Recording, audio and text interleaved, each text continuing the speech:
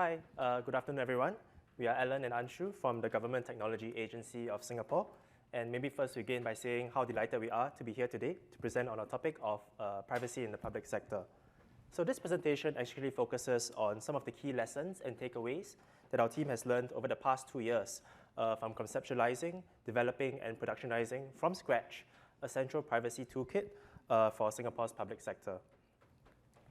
Maybe let's begin first with a bit of context. So on a bit of background on where we are from and what we do today. So GovTech Singapore, our organization, is the central government agency responsible for digital transformation in Singapore, which is a small and digitally mature nation in Southeast Asia. So even as we expanded our digital footprint, we saw growing concerns about how data collected by the government is handled, as well as how whether the privacy of our citizens is adequately protected. And so enter Cloak, formerly known as enCRYPT, which is a data privacy toolkit that our team developed with the aim of putting privacy-enhancing technologies at the fingertips of every user. So we started off with the basics, and today Cloak consists of a couple of privacy modules, enabling users to undertake tabular data anonymization, detect PII in free text data, as well as a mock data generation tool to enable quick and dirty use cases.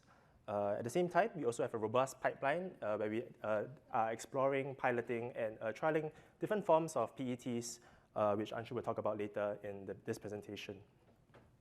So today, Cloak serves as the privacy backbone for Singapore's public sector, and we serve a number of individual as well as enterprise use cases. We do so typically through a web interface designed for non-experts, targeted at helping users achieve automated policy compliance. And so to date, we only launched Cloak earlier this year, but today it benefits users from over 80 government agencies, and we hope that it has done a bit of, we have done our part in raising a bit of the data privacy and security baseline within the public sector. And it is so with this context in mind that we would like to share maybe 5 key takeaways that we hope that will be beneficial to the PEPR community. And we hope that this will be useful to you guys in 2 ways. First of all, maybe it could provide a bit of a glimpse into how stakeholders from the government sector, as well as the Asia-Pacific region, think and approach data privacy issues. And secondly, it demonstrates one product team's perspective on how privacy principles can be translated from theory to practical implementation. So the first takeaway is obvious, but I think it resonates with all of us, is that privacy is hard, but the risks are definitely real. Based on our user studies, we found that our users, who are typically non-expert government officials, working across different functions, ranging from taxation to education to delivering municipal services, find the process of data anonymization and privacy rather tedious and technically challenging. At the same time, they do understand vaguely that there's a need to address this risk, but they are confused by an ambiguous and evolving policy environment. They may not be familiar with data privacy or data security concepts. They may lack access to the right tools to do the job. But ultimately, they just want a quick way to get the job done. And so these insights led us to focus on a lot of our development efforts on no-code web interface designed for non-experts with a strong emphasis on privacy explainability as well as simplicity. And so the next few slides show a few examples from our existing toolkit today on how we've done so. So the first is really building in policy guardrails and recommendations directly into our application's workflow. So if you see the screenshot here, we provide users the ability to select the data sharing context, which then informs the type of guidelines and recommendations that we encourage them to implement. Where possible, we try to make policy compliance as easy as possible, hopefully through a single-click interface. After data transformation is done, we provide data validation and metrics to help users kind of do a self-assessment of their relative risk versus utility trade-offs. We try to build in self-help privacy guides in the web interface to make it as seamless as possible. And last of all, where opportune, we run a series of workshops, clinics, and user engagements to kind of evangelize and raise the baseline in the government sector on data privacy issues. That brings me to the second takeaway, which is on the importance of policy tech integration. So when we first started off our journey, we quickly realized that Singapore, I think much like the rest of the world, the data privacy regime here is constantly evolving. There are all sorts of different laws, regulations, and guidelines that apply to all sorts of different contexts.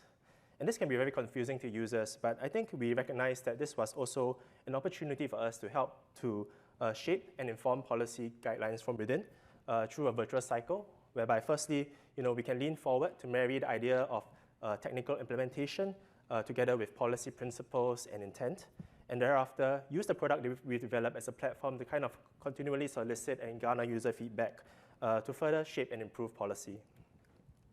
For instance, what we did here was to work with policymakers to clarify and refine the implementation of a data anonymization framework for public to private data sharing.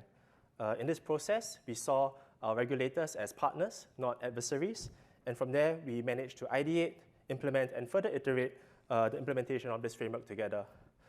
We see this as a workable model, not just for data anonymization or for Singapore, but in general for all sorts of PETs which require any kind of policy guidance and clarity on. The third takeaway is to optimize for use cases and then the technology.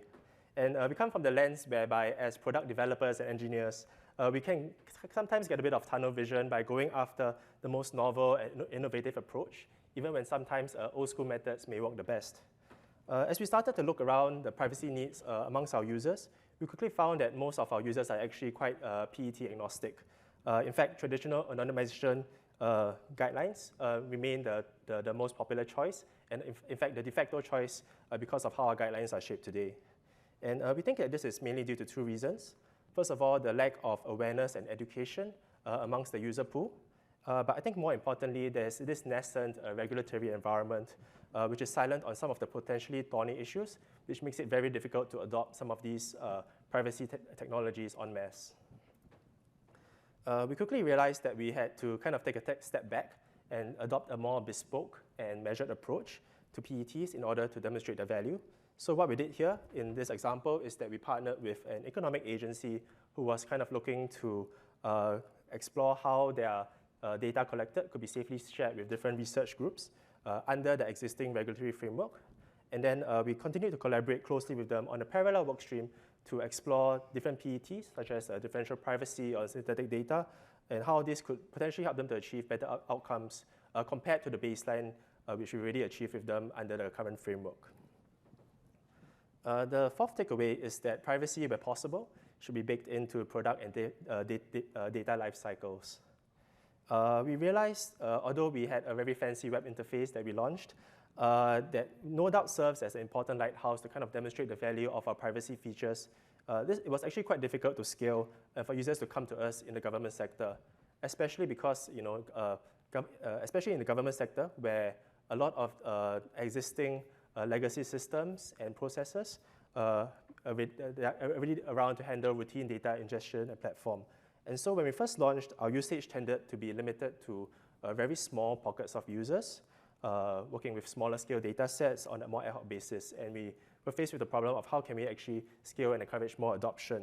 And so then we found that in order to drive effective, large scale and routine adoption, we really had to go to the system users themselves. In other words, we had to branch out from a more retail to a more wholesale approach, whereby we integrate directly with existing government products and services. And so on this slide here, we see examples of how we've integrated with two government products. First of all, Trust, a data exchange service for the healthcare sector, as well as analytics.gov, which is a data exploitation platform for Singapore government users to use. Maybe a bit of a segue here. In the last few weeks, we also faced this additional challenge of because of this explosion of interest in using ChatGPT and other LLM products in the public sector. And so we've seen a lot of novel use cases start to crop up, for example, from helping officers to draft first cut responses to public feedback, or even analyzing internal documents using Gen AI for policy insights. And so the challenge we were faced was how do we encourage this adoption of Gen AI solutions while kind of doing our best to mitigate some of the potential privacy and legal issues that could arise, such as data jurisdiction issues, or the ingestion of ingestation of sensitive data by some of these external products. This necessitated us in a couple of weeks to quickly design and build a simple API workflow whereby our existing PII detection algo could be integrated modularly with different LLM products that were cropping up all across the government sector. So under this flow, we would start by having the original prompt that agency users would construct. They would send it to Cloak's API, which would then detect and anonymize PII input, and then return the agency a mapping table together with the anonymized prompt. Agency product will then be able to call Gen AI products directly and then reconstruct the response within our more secure government cloud environment. And so to date, we've integrated with over 20 different LLM products and data analytics use cases in the Singapore public sector. And the screenshot here is one example of one such product. And so, of course, this is quite a rudimentary and I may say a bit of a bootstrappy approach that we've taken to solve this pressing and immediate issue. So if anyone here has explored alternative approaches or has suggestions, we'd love to have a chat.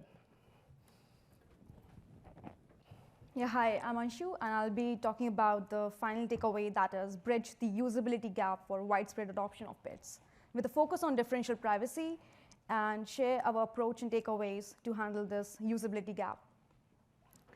So talking about our approach, we know there can be mathematical and computational complexities involved in PETs. And naturally, non-experts will gravitate towards libraries and web interfaces that aim to abstract the complexities and make PETs more accessible. And by benchmarking the tools, it will not only provide guidance for potential adopters, but also help in identifying engineering gaps and future research directions.